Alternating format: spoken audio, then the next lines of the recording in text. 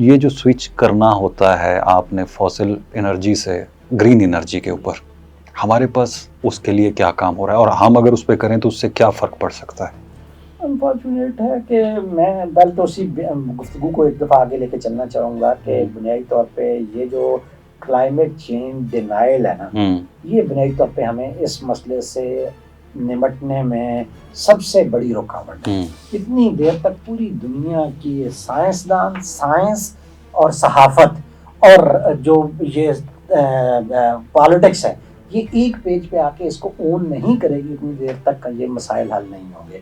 سائنسدانوں نے fossil fuels کا حل اگر گرین انرجی دیا تھا، تو اگر اب نئی پالیٹکس جو ہے انٹرنیشنل اس کا ڈینائل کرے، ٹھیک ہے، اور اس کو دوبارہ سے ڈرل بیبی ڈرل شروع کر دے امریکہ کے اندر اور پوری دنیا کے اندر، تو ایونچولی میرے خیال میں اس کے نتیجے میں پھر میرے جیسا بندہ جو ہے اس میں مایوسی پھیلے گی.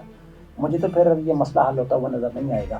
تو اس لیے میرا بیانیہ جو میرے خیال میں ہمیں انٹرنیشنلی اس کو سپورٹ کرنے کی ضرورت ہے. کوئی فرق نہیں پڑتا ٹرمپ صاحب 4 سال تو آپ 3.5 سال رہ گئے ہیں ان کے. 3.5 سال کے بعد اللہ تعالیٰ نے اگر ہمیں ان کلائمیٹ چینج انڈیوسڈ ایونٹس میں سے بچا لیا تو مجھے امید ہے کہ انشاءاللہ آنے والی حکومتیں جو ہیں وہ اس کو اون کریں گی. خود امریکہ کے اندر لوگوں کے اندر یہ جو ہے بیانیہ پروان چڑھ رہا ہے کہ یار یہ ہم نے کس بندے کو دیکھیں میں ایک واقعہ نہیں ہوا. آج 6 مہینے پیچھے چلے جائیں تو یہ لاس اینجلس ہیل فائرز تھیں. آپ نے اپنی آنکھوں سے وہ مناظر دیکھے ہوں گے. تو وہ سردیوں میں اتنے سرد ملک کے اندر اس طرح کی جو قیامت خیز آگ لگی، تو اس سے دنیا کو سمجھ آ رہی ہے کہ یہ سب کچھ کیا ہو رہا ہے نا. تو اس لیے by the and of the day پوری دنیا کی لیڈرشپ کو، عوام کو، ان کو ایک پیج پہ آنا پڑا. یہ جو جرنلزم کی آپ نے بات کی ہے کہ جرنلسٹ کا بڑا اس میں رول ہے، تو پاکستان میں انوائرمنٹل جرنلزم کو آپ کیسے دیکھتے ہیں؟ اور جو ہمارا مین اسٹریم میڈیا ہے ایون اور سوشل میڈیا بھی ہے، تو یہ تو سارا آپ دیکھیں نا کہ وہ یہ ہے کہ جی چل کیا رہا ہے اس کے اوپر بات کرتے ہیں. آج KPK میں بارش ہوئی ہے، کلاؤڈ بسٹ ہوا ہے، اس کو 2 دن ڈسکس کریں گے. کل کوئی اور ٹک ٹاکر کا واقعہ آ جائے گا، وہ ٹک ٹاکر ڈسکس ہو رہی ہوگی. How can we continue this journalism کہ یہ کس طرح سے یہ ہم اس کے اوپر، تاکہ جرنلسٹ بھی بات کریں اس کے اوپر، پھر سیاستدان بھی آن بورڈ ہوں، اور پھر وہ جو آپ بات کر رہے ہیں کہ ایک پوری آواز اٹھے کہ we are the victim, not just only victim, وہ پھر اس کو ڈیمانڈ بھی کیا جائے. اور اس کے لیے آپ کیا سمجھتے ہیں؟ ایاز پاکستان میں جو انوائرمنٹل جرنلزم ہے پہلے تو ایگزسٹ ہی نہیں کرتی. جو زیادہ تر انوائرمنٹ جرنلزم کے نام پہ وہ ہیں، وہ سیلف آئیڈینٹیفائڈ جرنلسٹ ہیں جن کو ادارے نے بیٹ نہیں دی. وہ خود بیچارے اپنی جو ہے انٹرنلی وہ اپنی موٹیویشن کی وجہ سے اس کو پرفارم کر رہے ہیں اپنے اس رول کو. اس کے بعد چونکہ ان کی ٹریننگ نہیں ہے، ان کی ایجوکیشن نہیں ہے، تو وہ سارے جو ہیں ایپیسوڈک کوریج کرتے ہیں ایسے واقعات کی، جیسے ابھی یہ کلاؤڈ برسٹ ہو رہا ہے، فلیش فلڈز آ رہے ہیں کچھ دنوں کے لیے. یہ بلکہ اگر یہ بات میں I am sorry to cut you, but BBC جیسا ادارہ بھی پراپر رپورٹنگ نہیں کر رہا ہے. وہ کلاؤڈ برسٹ کی بھی پراپر وہ نہیں کر رہا. وہ کہہ رہا جی 10 ملی سینٹی میٹر کی بارش ہے، تو اگر یہ ویسے ہو جائے تو کچھ فرق نہیں پڑتا. زیادہ نقصان تب ہوتا ہے جب ندی نالوں کے قریب ہو. واٹ ڈو یو سے اباؤٹ دیٹ؟ اچھا دیکھیں، BBC نے جو عالمی ادارے بھی ہیں نا، انہوں نے بھی کانٹینٹ جنریٹ کرنا ہوتا ہے لوکل اپنے ریڈرشپ کو مد نظر رکھ کے. تو پہلے جو انہوں نے کانٹینٹ جنریٹ کیا وہ اتنا ڈیپلی ریسرچ نہیں تھا. تو میں بھی وہ پڑھ رہا تھا ان کا 1-2 دن پہلے کہ انہوں نے لکھا کہ یہ کلاؤڈ برسٹ ہوتا کیا ہے. ڈیفینیشن کی حد تک تو کسی حد تک وہ ٹھیک تھا کہ جی یہ مونسون کے دوران اس طرح کے پہاڑی علاقوں میں کلاؤڈ برسٹ کے واقعات ہوتے ہیں. لیکن اس میں انہوں نے نیچے ایک بلنڈر کیا ہوا تھا کہ جی 10 ملی میٹر تک بارش جو ہے وہ 5 کلومیٹر کے ایریا تک اگر ہو جائے تو اس کو کلاؤڈ برسٹ کہتے ہیں. لیکن بہرطور جو عالمی اس کی تعریف ہے وہ کچھ اس طرح سے ہے کہ 100 ملی میٹر تک بارش، تقریباً 4 انچ تک بارش 1 گھنٹے تک اگر 5 سے 10 کلومیٹر کے ایریا کے اندر ہو تو اس کو ہم کلاؤڈ برسٹ کہتے ہیں اس ایونٹ کو.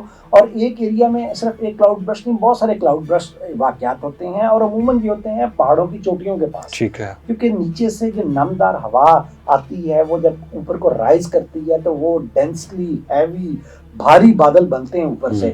اور اب کلائمیٹ چینج کی وجہ سے ان کے پھٹنے کے واقعات میں بہت زیادہ اضافہ ہوا ہے. یہاں پہ ہمیں ریسرچ کرنے کی ضرورت ہے کہ یہ اب کیوں زیادہ ہو رہے ہیں.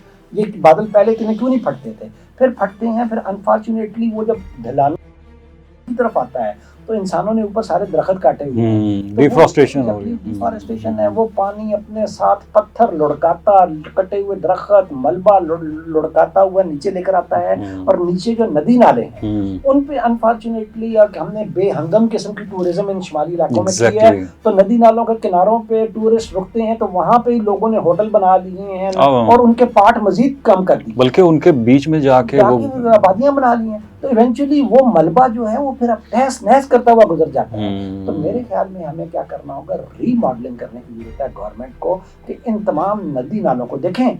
हम फिलहाल तो एक रिएक्टिव अप्रोच लेकर आए इस वक्त सारे वो जी बड़ा अफसोस हुआ, बड़ा नुकसान हो गया लोगों को, जी 5 लाख रुपया दे दो, जो लाख हो गया, जो जख्मी हुआ है उसको 2 लाख रुपया दे दो, घर बनाना है तो 5, ये कंपनसेशन से निकले।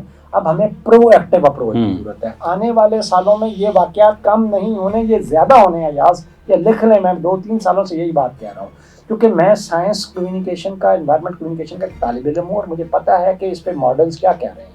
तो आने वाले सालों में जो कि तो हमें अभी से अपने नदी नालों के गिरदा गिर्द से तजावुज़ात ख़त्म करनी है, इंसानी तामीरात ख़त्म करनी है, के दहानों को चौड़ा करना है, और इन नदी नालों के अंदर से पत्थर और दूसरी डेब्रीज जो हैं वो रिमूव करके इनके अंदर से सिल्ट ख़त्म करनी है, ताकि इनके अंदर से पानी रैपिड हो और अनऑब्स्ट्रक्टेड, ठीक है, वो हो, ताकि ये पानी फिर आगे बड़े दरियाओं के अंदर जा सके। ये तबाही मचाता है। ये जो इस्लामाबाद में रिसेंटली वाक़या हुआ है, ये इंक्रीज अर्बनाइजेशन का एक वो नहीं है कि आपने रास्ते रोकने शुरू कर दिए, फिर जब फ्लड आया फिर आपने बीच में आपने नहीं देख सका कि अगर पानी आ जाएगा उसने गुजरना कहाँ से, आपने बड़ी बड़ी सोसाइटीज़ बीच में बना ली, पहाड़ तोड़े जा रहे हैं, खोदे जा रहे हैं।